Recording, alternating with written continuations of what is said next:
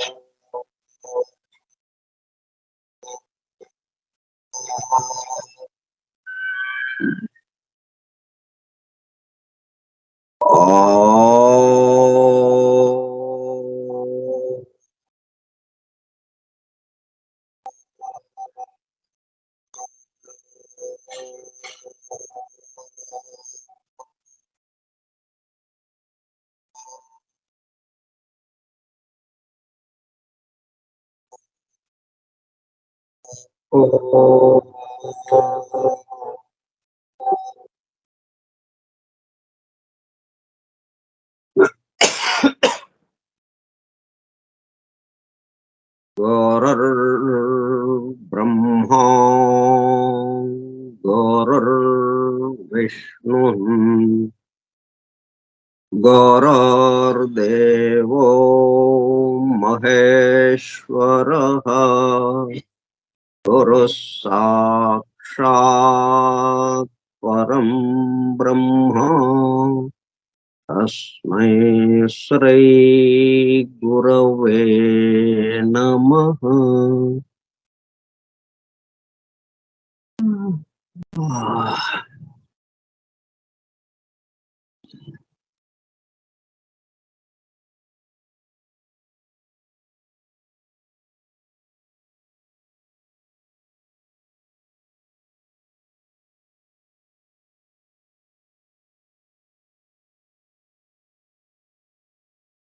Vasudeva, hallelujah. The hidden wisdom in the Holy Bible. నిగూఢముగా రహస్యముగా దాగి ఉన్న దైవమే పరిశుద్ధ బైబిల్ గ్రంథము. బైబిల్ రహస్య ప్రకాశము. స్కైప్ గ్రూప్ సోదర సత్య అన్వేషక బృందమునకు స్వాగతం. అందరకు నమస్కారము.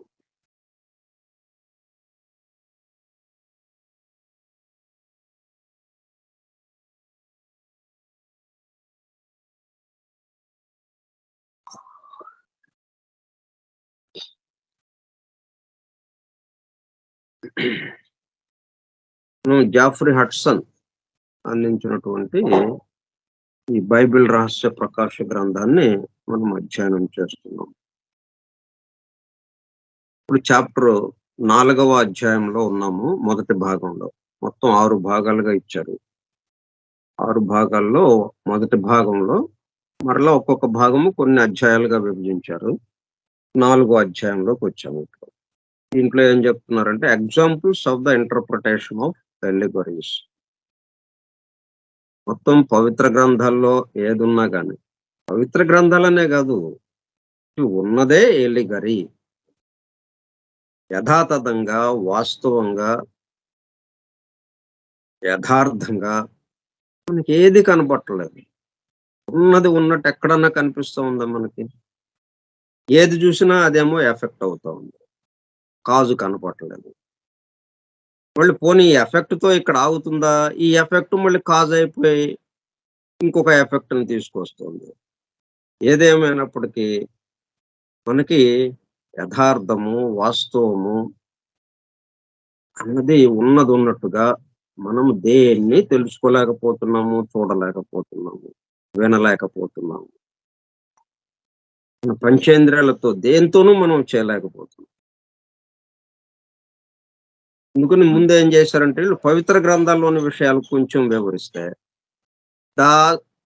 ఆ సూత్రం సహాయంతో, ఆ పద్ధతిలో మిగతా ఏదైనా గాని మనము చూస్తే మనం నిత్య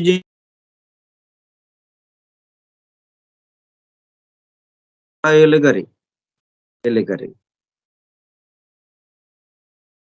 అంటే రూపకాలంకారముగా ఒకదాన్ని తెలియచేస్తూ ఇంకొకటి ఇక్కడ ఉన్నట్టుగా ఏదైతే ఉందో అలాగా.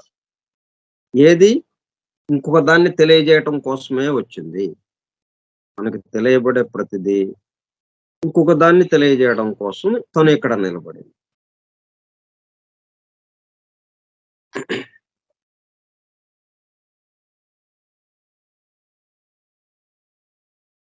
అందుకని ముందు పవిత్ర గ్రంథాల్లోని విషయం, ఆ రహస్యమేంటో కొంచెం తెలుసుకుంటే, అప్పుడు మిగతావి గూడా అప్రయత్నంగా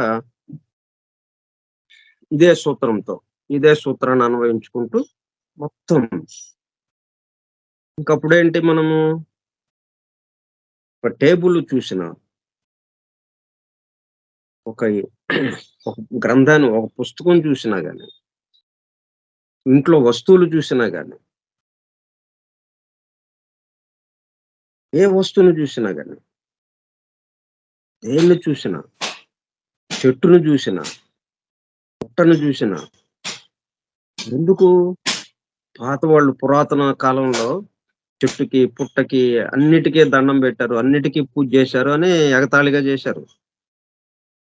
కానీ వాళ్ళు ఎంత దూరం వెళ్లి, ఎంత లోతుకు వెళ్లి ఆ విషయం అవగాహనై అక్కడున్నటువంటి ఆ ఏకత్వాన్ని, ఆ దైవాన్ని దర్శించి, దైవానుభూతితో ప్రతి దానికి నమస్కారం పెట్టారు. ప్రతి దాన్ని ఆరాధన పూర్వకంగా చూశారు. ఎందుకంటే అక్కడ ఉన్నదెవరు? దైవము. ఇట్లా మనం ఆ విధంగా ఈ సూత్రాన్ని మనం అన్వయించుకున్నప్పుడు మిగతా వాటికి కూడా మొత్తము దైవంతో నిండి ఉన్నది అన్న విషయం, సమస్తము పరివ్యాప్తమై ఉన్నాడు అన్న విషయం మనకి అనుభూతిలోకి వస్తుంది. The seed is the word of God.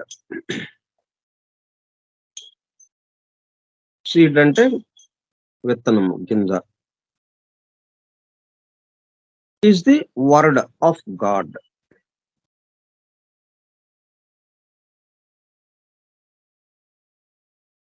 Seed is the word of God.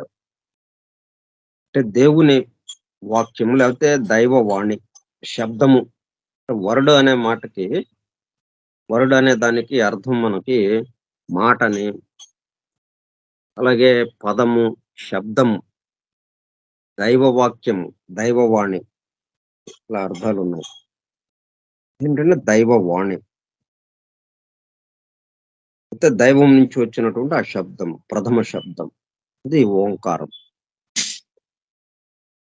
అది సీడ్‌గా పనిచేసి, అది విత్తనముగా పనిచేసి, ఈ సృష్టి మొత్తం ఇలా రావడానికి అంటే ఆయన యొక్క సంకల్పం, దైవ సంకల్పం. అది విత్తనముగా పనిచేసి, ఆ విత్తనము మహావృక్షం అయిపోయింది.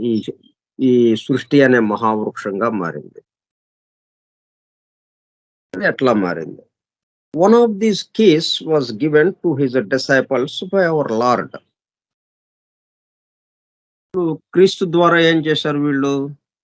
మరి అంతకుముందంటే ఎవరో చాలా కొద్ది మందికి మాత్రమే తెలియచెప్పారు.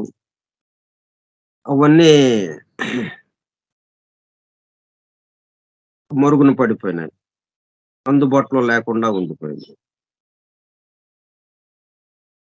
ఇంకా ఎటువంటి వాళ్ళకైనా గాని ఆ బాహ్యార్థాలే తెలుస్తున్నాయి గాని, అంతరార్థాలు, రహస్యార్థాలు, నిగూఢంగా దాగి ఉన్నటువంటి అర్థాలు అవి తెలియటం లేదు. అందుకని మళ్ళీ జీసస్ ద క్రైస్ట్ మళ్ళీ దిగి వచ్చి వాటిల్లో ఉన్నటువంటి అంతరార్థాలని మళ్ళీ అందరికీ వెల్లడి చేయటం కోసం ఆయన వచ్చాడు. ఇప్పుడు ఆయన ఏం చెప్పాడు? వీటికి సంబంధించిన తాళం చేతులు. అంటే మనం ఆ రహస్య గోపనం చేస్తున్నటువంటి రహస్యముగా ఉన్నటువంటి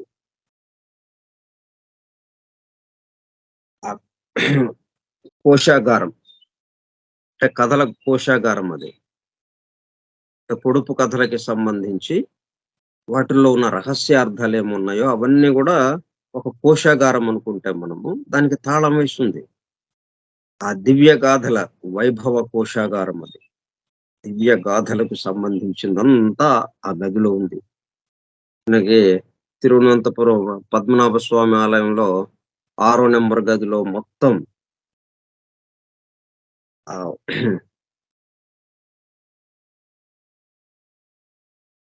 ఎంత సంపద అక్కడ నిక్షిప్తమైందో రహస్యముగా. అట్లాగా ఈ నిగూఢ అర్థాలతో కూడుకున్న ఉన్నటువంటి ఆ గాథలకి సంబంధించిన నిగూఢ అర్థాలు. ఆ గాథలు ఏ విషయం చెప్పడం కోసమో అట్లా ఆ గాథల్ని మనకి ఇచ్చారో, వాటికి సంబంధించి నిగూఢ అర్థాలని తెలియచేసేది ఏదైతే ఉందో, అటువంటి ఒక కోశాగారం ఉన్నది. ఆ వైభవ గాథల కోశాగారమే కి తాళం వేసి ఉందది. ఆ తాళం చేతులే యంత్రార్థాన్ని వివరించటం. దాంట్లో ఉన్న రహస్యార్థాన్ని వెలికి తీయటం. అవి కొన్ని అవర్ లార్డ్ అంటే జీసస్ ద క్రైస్ట్ ప్రభువు, మన కుమారుడు, దైవ కుమారుడు was given to his disciples. తన శిష్యులకి, ప్రధానంగా ఉన్న 12 మంది శిష్యులు ఉన్నారు గదా ఆయనకి. ఆ 12 మంది శిష్యులకి అందజేశాడాయన. కొన్ని తాళం చేతులు ఇచ్చాడాయన. One of these keys was given to his disciples by our Lord. His explanation of the parable of the sower. Parable అంటే ఇట్లా పొడుపు కథలు. కథ, దృష్టాంతర కథ, నీతి కథ, సామ్యము, సామెత. ఆ పద్ధతిలో గదా ఇవన్నీ ఇచ్చింది మనకి. కథలు కథలుగా ఇచ్చారు. పురాణాలు చూసినా మనకి కథలే. అవన్నీ కూడా సృష్టి రహస్యాల్ని, సృష్టిలో పనిచేస్తున్నటువంటి శక్తుల యొక్క వివరాలను అందజేస్తున్నది. సృష్టి యొక్క అమరిక, కూర్పుని వివరించేవన్నీ. అట్లా పారాబుల్స్‌ని ఎక్స్‌ప్లనేషన్ ఆఫ్ ద పారాబుల్, ఆ కథల యొక్క వివరణ.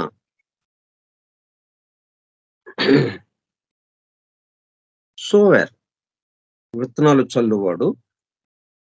Shows that is explanation of the parable of the sower. విత్తనాలు చల్లిన అంటే the seed is the word of God అన్నాం కదా. విత్తనాలు ఎవరి దగ్గర ఉన్నాయి? గాడ్ దగ్గర ఉన్నాయి. ఆ దైవవాణే విత్తనాలుగా, ఆ శబ్దముగా, శబ్దము విత్తనాలుగా ఈ చోటులో నాటబడ్డాయి. అవి మొలకలెత్తి ఈ సృష్టిగా రూపాంతరం చెందింది, పరిణమించింది. Shows that the seed was a symbol for the word of God.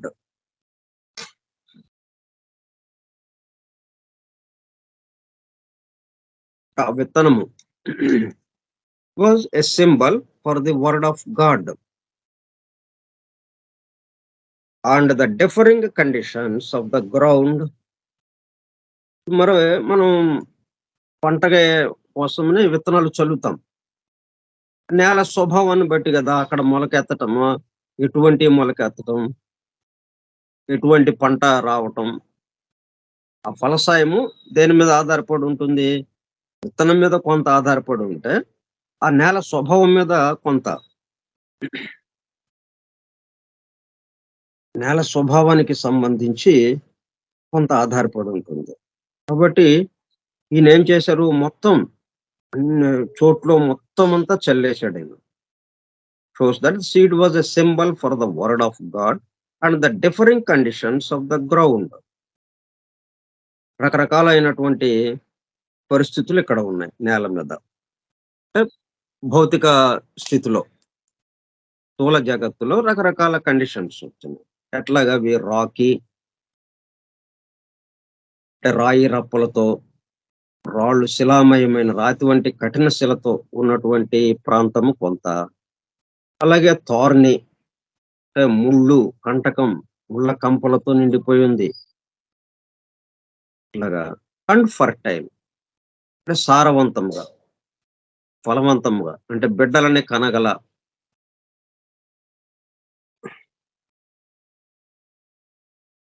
అభివృద్ధి చెందుతూ పెరుగుదల, సత్తువ గల అటువంటి నేల ఉన్న చోటేమో చక్కగా పెరుగుతూ ఉన్నాయన్నమాట.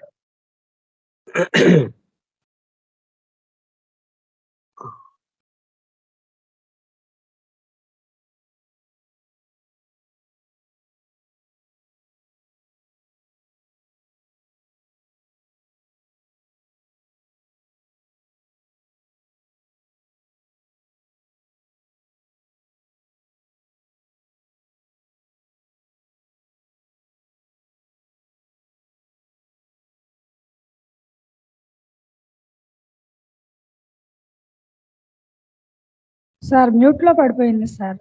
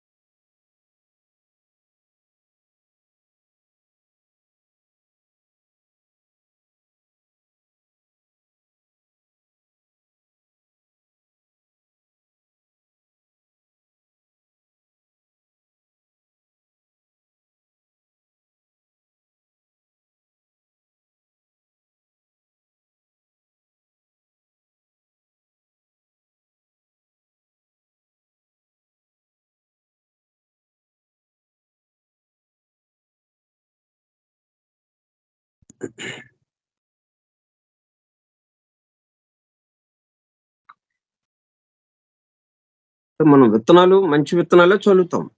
కానీ అక్కడున్న నేల స్వభావాన్ని బట్టి మారిపోతూ ఉంటుంది ఆ ఫలసాయం అనేది.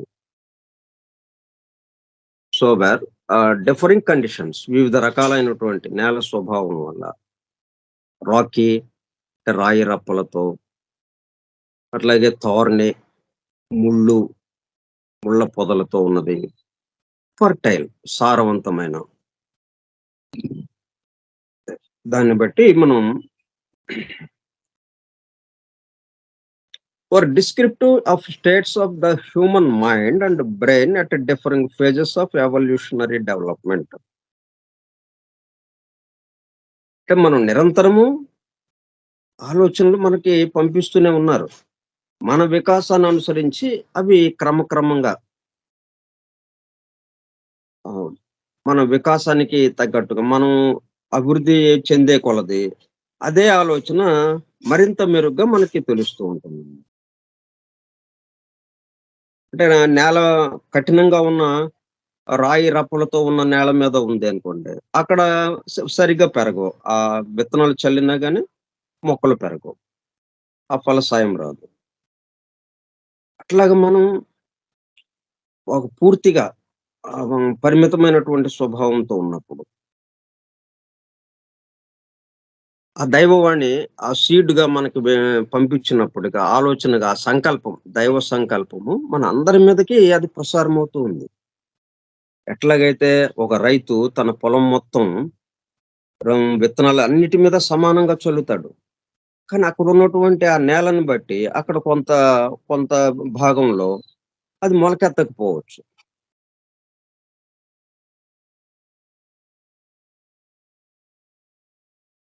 Descriptive of states of the human mind. ఇవన్నీ ఏంటంటే ఈ మాదిరిగా వేశారు అని అంటే రాకీ, థార్ని, ఫర్టైల్ అని. అవన్నీ ఏంటి సింబల్‌గా అన్నమాట. సింబాలిక్‌గా, సాంకేతికంగా, సంకేతాలుగా, వర్ణనా రూపంగా అన్నమాట.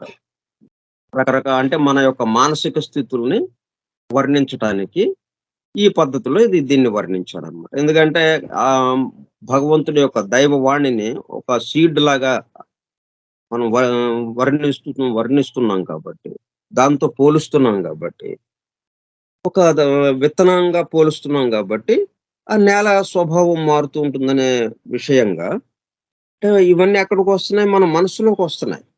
ఆయన ఎక్కడ చల్లుతున్నాడు? ఆ క్షేత్రం ఏంటి? మన మనస్సు.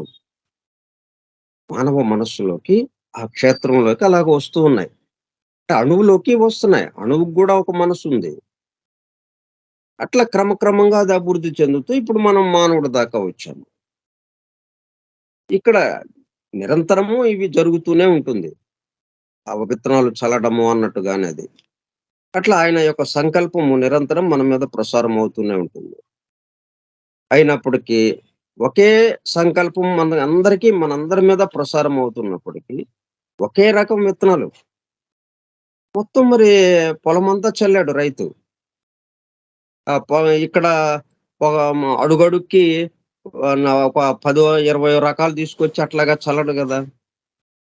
వరి వేయాలి. ఆ వరి నాట్లు వేస్తాడు. వరికి సంబంధించింది ఆ పొలం మొత్తం. లేకపోతే మిరప, లేకపోతే పత్తి. అట్లా ఏది కావాలంటే అది. లేతే కూరగాయలు. ఒక కూరగాయలకి సంబంధించింది ఏస్తాడక్కడంతా. కానీ అక్కడ నేల స్వభావాన్ని బట్టి ఒక చోట ఏపుగా పెరుగుతాయి చక్కగా సారవంతంగా ఉన్న చోట. కింద రాళ్ళు, రప్పలతో, కఠిన శిలతో, కొండరాళ్ళతో అడుగున ఉండిపోతే అక్కడ సరిగా మొలకెత్తవు. ఎండిపోతాయి. ముళ్ళ కంపలు వాటి ఉన్న చోట గూడా అవి సరిగా మొలకెత్తవు. అట్లాగే మన మనస్సులు ఉన్నదానికి అనుగుణంగా అవి అది ఏ పద్ధతిలో ఎండిపోయినట్టుగా వ్యక్తమవటమా మన మనస్సు ద్వారా ఆ దైవ సంకల్పం. లేతే ఏపుగా చక్కగా 10 మందికి పనికొచ్చేటట్టుగా వ్యక్తమవ్వడమా ఆ దైవ సంకల్పమే. ఆ విత్తనమే. మరి విత్తనాలు ఒకటే గదా! డిఫరెంట్ ఫేజెస్ ఆఫ్ ఇదంతా ఏంటి తెలియజేస్తుంది? Human mind and brain at different phases of evolutionary development. మనస్సు, మానవ మనస్సు, అతని యొక్క మెదడు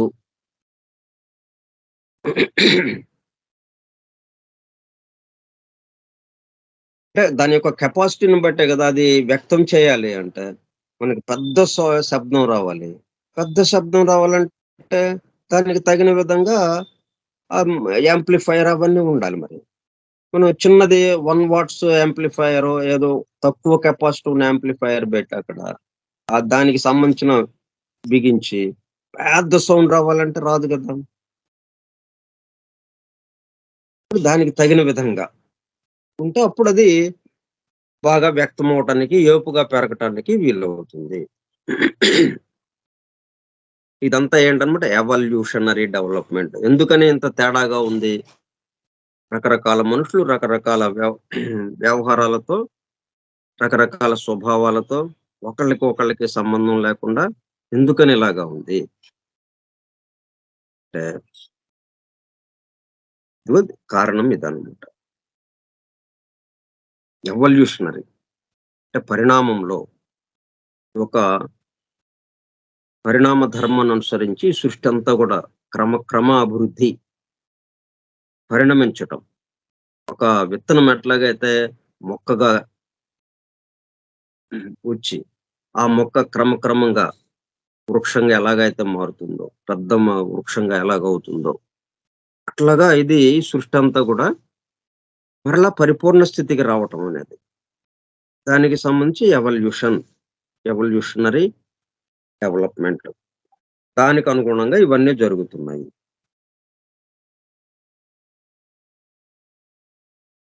దైవ సంకల్పం ఇట్లాగా వేరు వేరుగా ఇక్కడికి వస్తూ ఉన్నది. అందరము ఒకే రకంగా ఎందుకు లేము. ఎందుకంటే ఎవల్యూషన్‌లో అందరము ఒకే స్థాయిలో లేము కాబట్టి. వికాస దశలు అందరియి ఒకటిగా లేదు కాబట్టి. వారి వారి వికాసాన్ని అనుసరించి వేరు వేరుగా ఉంటున్నాం కాబట్టి. The publication of the Secret Doctrine ఇప్పుడు ఇవన్నీ ఇంత స్పష్టంగా, ఇంత బాహాటంగా మనం ఎలా చెప్పుకోగలుగుతున్నాము? The publication of the Secret Doctrine ప్రప్రథమంగా 1888లో సీక్రెట్ డాక్ట్రైన్ ప్రచురింపబడిన కాలం. ప్రచురింపబడిన క్షణం నుంచి ఇంక అందరికీ అందుబాటులోకి వచ్చేసిందన్నమాట. దీంట్లో ఉన్నటువంటి రహస్యార్థాలు ఎలాగో చూడాలి. ఇవన్నీ ఎట్లాగా రహస్యార్థాలతో రహస్య గర్భితములైనటువంటి పారాబుల్స్‌గా, కథలుగా, దృష్టాంత కథలుగా ఎలాగైతే ఉన్నాయో, వాటిల్లో ఆ దివ్య గాథల ఆ వైభవాన్ని మనము రహస్య ప్రకాశం చేసుకోవటానికి ఎట్లాగా, ఆ దివ్య గాథలలో ఉన్నటువంటి రహస్యాలని ఉన్మీలనం చేయటం, వెలికి తీయటం, బాహాటంగా అందరికీ తెలిసేటట్టుగా చేయటం అనేది ప్రధానమైనటువంటి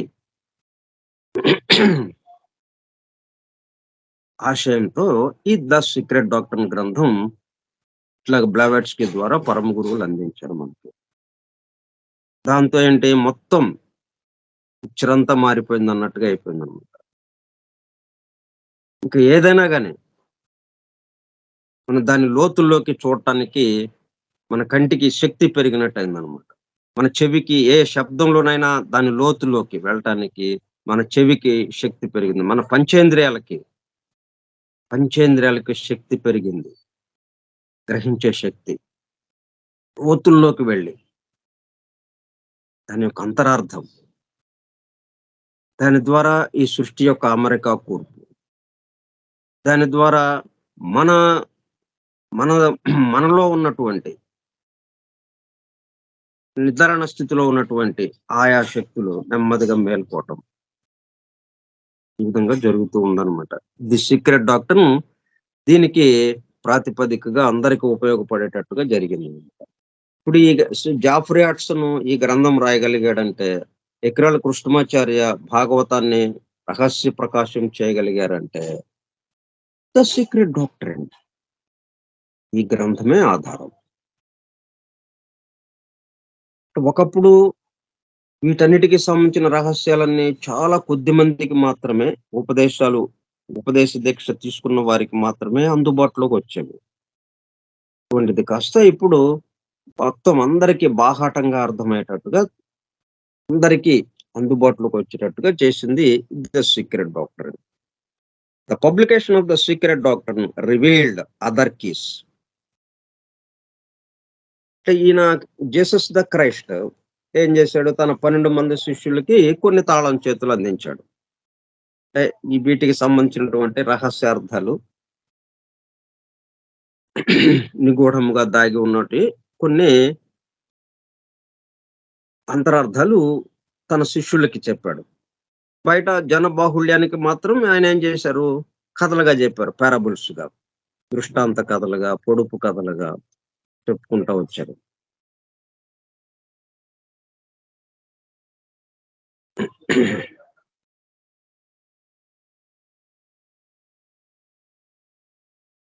ఇంకా మిగతా కీస్ అన్ని కూడా వాటితో పాటు జీసస్ ద క్రైస్ట్ తన శిష్యులకి అందించినటువంటి కీస్ ఏవైతే ఉన్నాయో, తాళం చేతులు, ఈ మొత్తం ఈ కోశాగారం వైభవ గాథల కోశాగారం ఏదైతే ఉందో, ఆ కోశాగారం యొక్క తాళం చేతులు మరికొన్ని మనకు అందింపబడ్డాయి సీక్రెట్ డాక్ట్రిన్ ద్వారా. వాటితో పాటు తన శిష్యులకి జీసస్ ద క్రైస్ట్ ఇచ్చినటువంటి తాళం చేతులతో పాటు ఇంకా మరికొన్ని ఇట్లా ఎన్నో తాళం చేతులు మనకి దీని ద్వారా అందింపబడ్డాయి. A wealth of knowledge upon mankind bestowed, revealed other keys, bestowed. The Secret Doctrine ఏం చేసింది? రివీల్డ్, పట్టబయలు చేసింది అనమాట, బాహాటంగా. ఎక్కడ ఏం రహస్యం లేదు ఇక అందులో. శాస్త్రీయంగా ఇప్పటికే మాటకి చెప్పడం కాకుండా, మాట వరుసగా చెప్పడం కాకుండా, శాస్త్రీయంగా ఎందుకు ఇట్లాగా అనుకోవాలి మనం, ఎందుకు ఇట్లాగా అంతరార్థం ఉంది, దాన్ని ఎట్లాగా మనం పోల్చుకోవాలి, ఆ కథలోని రహస్యార్థం ఇది అని ఎట్లా ఎందుకు అనుకోవాలి, ఇట్లా వివరణతో శాస్త్రీయంగా రుజువుపరుస్తూ సీక్రెట్ డాక్టర్లో అందివ్వబడింది, బాహాటంగా అందివ్వబడింది. Bestowed a wealth of knowledge upon mankind, సమస్త మానవాళికి ఒక బహుమతిగా అందివ్వబడింది అనమాట.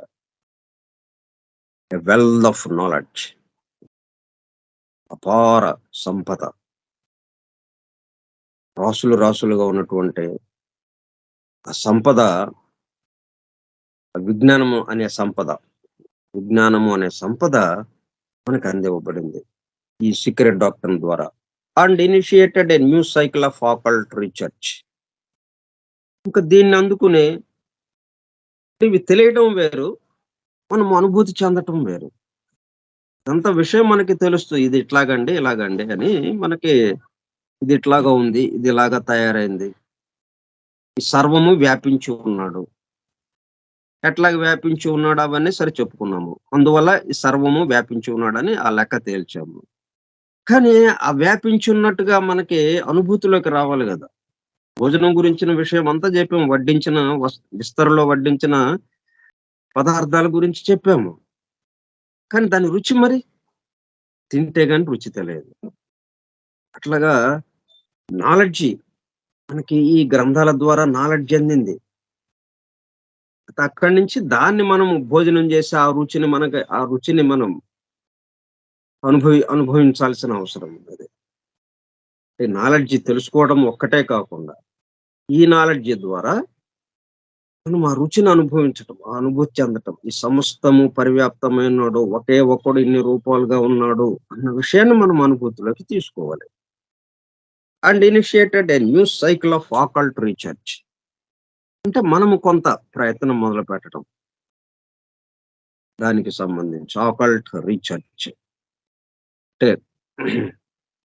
ఆకల్ట్ విషయాలకి సంబంధించినటువంటి రహస్యంగా అగుపడని విషయం కదా ఇవన్నీ, గుప్తముగా గూఢముగా ఉన్నవి. వాటికి సంబంధించి పరిశోధన చేస్తూ, అన్వేషిస్తూ, శాస్త్రీయంగా పరిశోధిస్తూ, ఆ సమస్యలకి పరిష్కారం కనుగొంటూ చేస్తూ మనము అనుభూతి చెందాలి. కాబట్టి ఏ న్యూ సైకిల్ ఒకటి మొదలైంది. ఇప్పుడు మనకి నూతన యుగము ప్రారంభమైంది. గాయత్రి పరివారు చెప్పే నూతన యుగము, అట్లాగే అరవిందులు చెప్పే నూతన యుగము, సంపూర్ణ యుగము, సంపూర్ణ యోగము, నూతన యోగము, వీళ్ళు చెప్పే నూతన యుగము, ఇవన్నీ మరలా ఒక కొత్తదనంతో ఇది ప్రారంభమైంది. ద సీక్రెట్ డాక్టర్ నుంచి, సీక్రెట్ డాక్టర్ ప్రచురింపబడినప్పటి నుండి ఈ పంథ మొదలైంది అనమాట, ఇటువంటి పద్ధతి. దాని ఆధారంగానే ఇప్పుడు ఈ జాఫ్రీ హడ్సన్ ఒకప్పుడు బైబిల్కి దూరం అయ్యాడు. ఆయన దాంట్లో ఉన్న విషయాలు అసంబద్ధంగా ఉండటంతో, తర్కానికి నిలవకపోవటంతో, ఇదంతా ఏదో ఊహాకల్పితాలుగా ఉన్నది, కథలుగా ఉన్నాయి, ఊహగా రాసినవి, ఎవరి ఇష్టం వచ్చినట్టు వాళ్ళు అన్నట్టుగా దాన్ని నమ్మలేకపోయాడు ఆయన. ఇందులో సైన్యంలో పనిచేసి వచ్చిన అతను, రిటైర్డ్ మిలిటరీ పర్సన్ ఆయన. ఇప్పుడు ఈ సీక్రెట్ డాక్టర్ అందింది ఆయనకి. సీక్రెట్ డాక్టర్ చదివిన తర్వాత అప్పుడు మళ్ళీ మొదలెట్టాడు ఇక బైబిల్ చదవటం. చదివి ఈ 4 గ్రంథాలు మనకు అందుబాటులోకి తీసుకొచ్చాడు. The hidden wisdom in the Holi Bible అని. బైబిలే మొత్తం దైవాన్ని దర్శించడానికి, దైవంతో నిండి ఉన్నది బైబిల్ అంతా అన్నట్టుగా వచ్చేసాడు అన్నమాట. సో మిగతా విషయాలు మనం రేపు చెప్పుకుందాం. స్వస్తి ప్రజాభ్యః పరిపాలయంతాం న్యాయేణ మార్గేణ మహిం మహిషాః ఓ బ్రాహ్మణేభ్యః శుభమస్తు నిత్యం. లోకా సమస్తా సుఖినో భవంతు. లోకా సమస్తా సుఖినో భవంతు. లోకా సమస్తా సుఖినో భవంతు.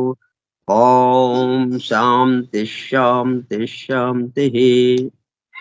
ఓపికగా ఉన్నటువంటి సోదర సత్యాన్వేషక బృందమునకు ధన్యవాదములు. Thank you all.